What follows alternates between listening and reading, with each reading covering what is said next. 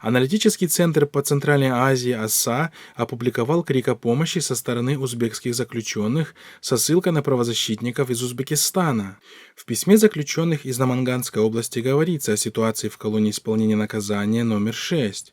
Так заключенный по имени Уткир Хасанов пишет: «Я в КИН-6 отбываю наказание, где со стороны представителей колонии на меня оказывается психологическое и физическое воздействие, которое я больше не в силах терпеть.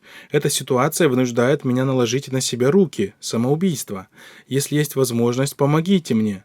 Хочу, чтобы со мной поговорили в спокойной обстановке». Другой заключенный, Камилжон Гульмурзаев, также обращается с письмом. «Сейчас я являюсь инвалидом второй группы из-за полученных тяжких телесных повреждений. Меня до сих пор продолжают прессовать в колонии. Если я попрошу других осужденных помочь мне в чем-либо, или если они будут разговаривать со мной, то к ним применяют наказание. Поэтому все боятся общаться со мной или помогать мне.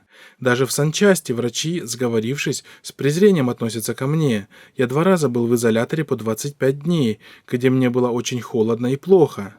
Но на мое состояние никто не обращает внимания», пишет заключенный по имени Камилжон. Mana shu ommaviy axborot vositalarida juda ko'p masalalar bo'layapti. Bu ham bir Напомним, что летом прошлого года на селекторном совещании с руководителями правоохранительных органов президент Мирзияев призвал прекратить пытки ради улучшения имиджа страны. Эти игры с дубинками и противогазами – это вещи из прошлого, не нужны в Узбекистане. Весь мир смотрит на нас. Каждый день в интернете выходит по 1000 статей об Узбекистане, минимум 700-800. Даже в Эфиопии пишут об Узбекистане. Каждый наш шаг находится под контролем мирового сообщества, заявил он.